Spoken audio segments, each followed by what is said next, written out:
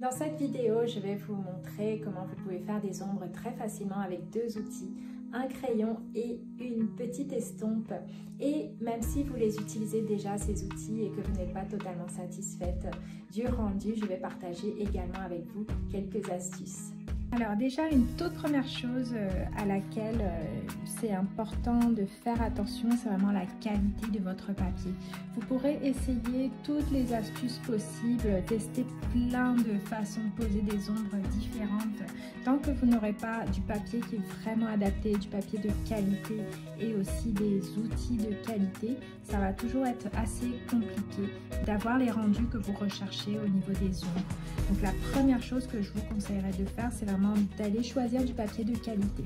Donc ça n'a pas besoin forcément d'être un papier hyper épais, papier pour aquarelle par exemple, très épais. Ça peut être assez fin en fait, mais c'est important qu'il y ait du grain dessus. Que quand vous passez vos doigts, vous sentiez qu'il y a un petit grain. Et donc ça, vous pouvez le trouver en magasin par exemple. Donc moi, j'utilise le papier officiel Zentangle que j'aime beaucoup, qui est vraiment de qualité pour s'amuser à poser des ombres.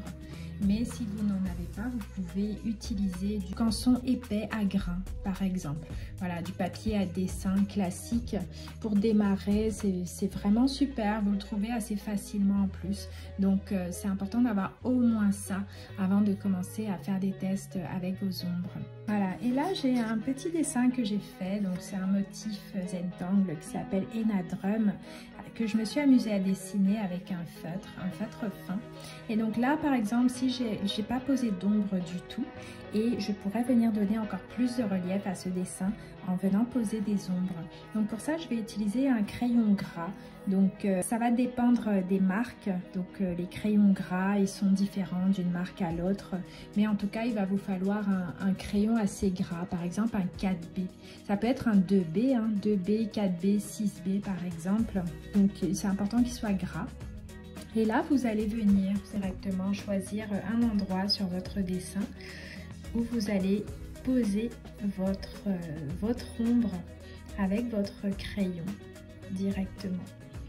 Voilà, et là, à ce stade, ça va être important, comme je vous disais, d'avoir du papier de qualité qui va vous aider à venir diffuser votre ombre. Et c'est là que je vais vous inviter à utiliser un troisième élément qui est une petite estompe. Ça se présente comme ça quand vous venez de l'acheter, une estompe assez fine, ça s'appelle un tortillon aussi. On peut trouver ça dans les magasins de beaux-arts, de loisirs créatifs. Et ça va vous permettre de venir donner un rendu assez naturel à votre ombre. Vous voyez comment là je suis venue poser ce tout petit élément là, simplement une petite ombre que j'amène comme ça vers l'extérieur et tout de suite ma fleur ressort beaucoup plus. Et on peut le faire différemment selon les endroits. Là par exemple j'en ai une autre, cette fois je viens plutôt à l'extérieur de ma fleur poser mon ombre que je vais venir ensuite estomper à nouveau. Avec ma petite estompe, j'amène mon ombre vers l'extérieur. Si vous n'avez pas du tout d'estompe comme ça, vous pouvez commencer avec un coton-tige qui va vous aider aussi. Et là, on peut amener notre ombre le plus loin possible. Voilà, comme ça, j'ai un rendu assez naturel. Et là, j'ai ma fleur qui ressort un peu plus. Pourquoi? Parce que je suis venue marquer l'arrière-plan de mon dessin. Ça vient créer un contraste qui vient faire ressortir ma fleur. Voilà, et on peut le faire de différentes manières. Chaque fois, vous choisissez un endroit différent. Là, par exemple, ici, pour cette pétale, je viens plutôt à l'intérieur de ma pétale, comme ceci. Et ça me permet de donner du relief, du volume d'une autre manière encore. Et après, on remplit des dessins entiers comme ça, avec des ombres. On peut venir aussi, en plus des ombres, donner du volume avec la couleur. Donc tout ça, c'est des choses que je vous partage en général dans mes cours beaucoup plus approfondis.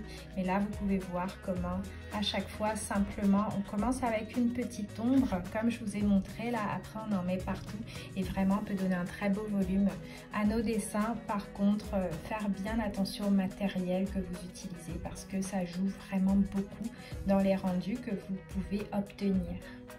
Dans mes parcours de Zentangle, je vous propose pas mal de cours approfondis justement sur les ombres pour vraiment les pratiquer, bien comprendre comment ça fonctionne et aussi comment donner beaucoup de relief à vos dessins avec de la couleur aussi.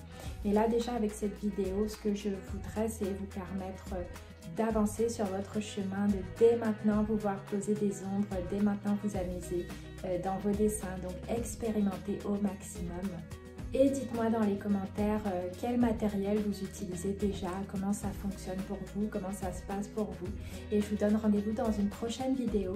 Et d'ici là, vous pouvez aussi rejoindre mon prochain cours de Zentangle, d'initiation au Zentangle, donc méthode de dessin facile, amusante et relaxante.